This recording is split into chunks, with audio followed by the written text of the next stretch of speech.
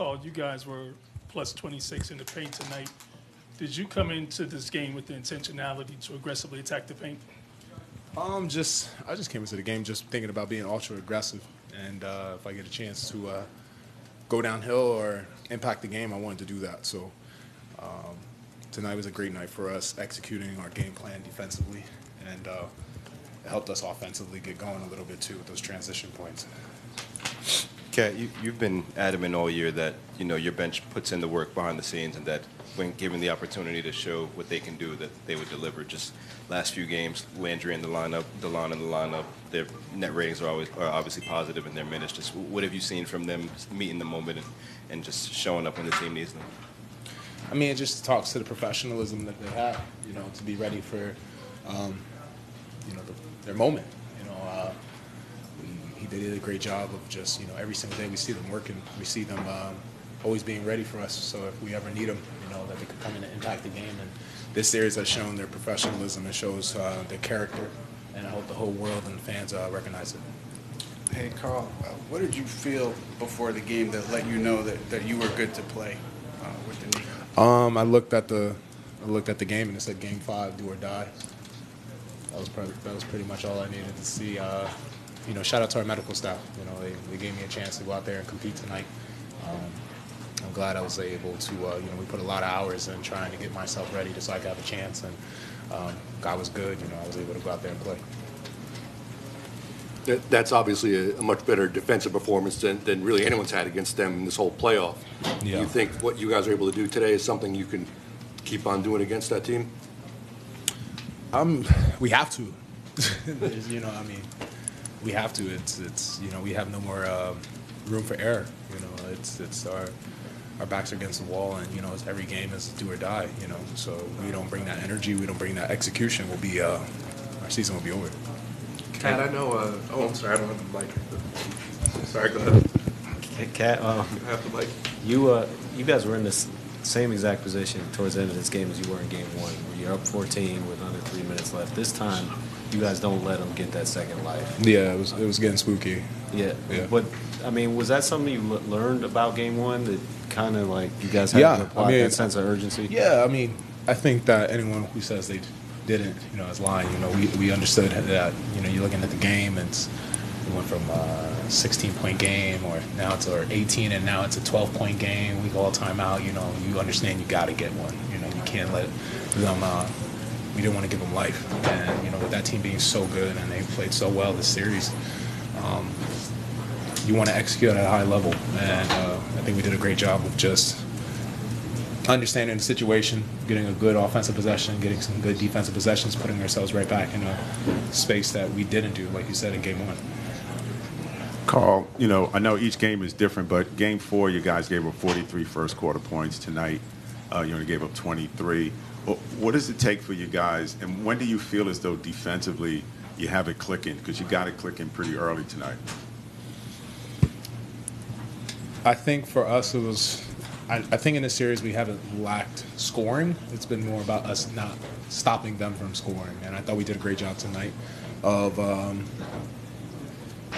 up in the pressure, making sure that we make it more difficult for them to get those open looks and get those shots that they got comfortable last game with and the series with. And it's a testament to our team answering the call, understanding that we have to be better, we have to execute at a higher level, and I think that tonight we did that. But we're going to have to even be better next game if we expect to have our season continue. Karl, when you see Jalen right out of the bat and first three baskets and then two back-to-back threes and is kind of waving at the crowd 6 minutes in and you're up 10 already. For sure. Just kind of what you saw from him at the start to set a tone. He was cooking. That's what I saw. I saw him cooking. Just when he's playing like that and he's hitting shots, obviously it energizes everyone. But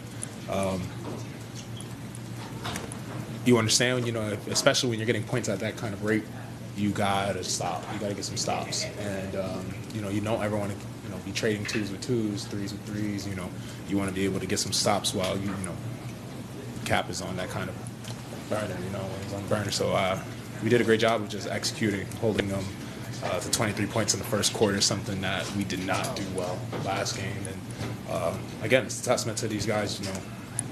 After a tough last game, coming back to the drawing board and understanding the situation and playing with that desperation.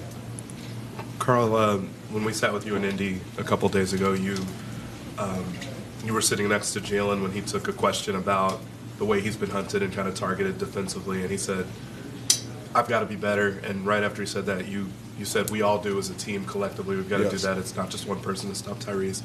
But how would you respond to the way that he took the challenge tonight and the level of pride that's involved in trying to stop someone like Tyrese and limiting him to the game that he had tonight? I mean, obviously he did an amazing job, and that's something that Cap always does. He always answers to the call. He answers the call every time. So,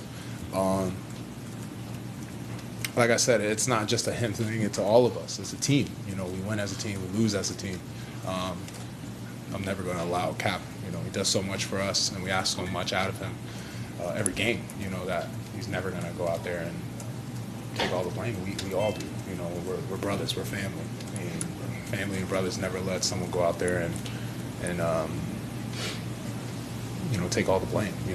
We all got to be willing to lose together and win together. Last one. Kind of going back to DeLon and Landry, Indiana obviously plays 10, 11 players, and they play really fast. You guys, up until recently, had a significantly shorter rotation. I'm just wondering, when you add 2 new players to the rotation, just how do you guys feel that in terms of the pace of the play and in terms of the way that Indiana plays? Like, how much of a boost does that give you, just the new bodies in the rotation? I mean, Landry, he sees every game we're playing it recently. He gets a big charge, and Deuce has been great, and DeLon's been awesome, and I think everyone on the team is just continuously ready for their moment. And even the guys who don't play and haven't got a minute in these last 2 games, what they bring to our bench and the life they bring to our team, it can't be understated, and it can't be undervalued. 1 through 15, everyone's doing an amazing job of wanting to win and being there for each other. So this team's special. This team is special, and with the series, we haven't been able to close out games the way we wanted to. We haven't been able to show how special we are. We've had moments of brilliance, but we haven't had games of brilliance. And I think tonight was a good testament to when we're locked in playing for 48 minutes. We could show the world how special we really are.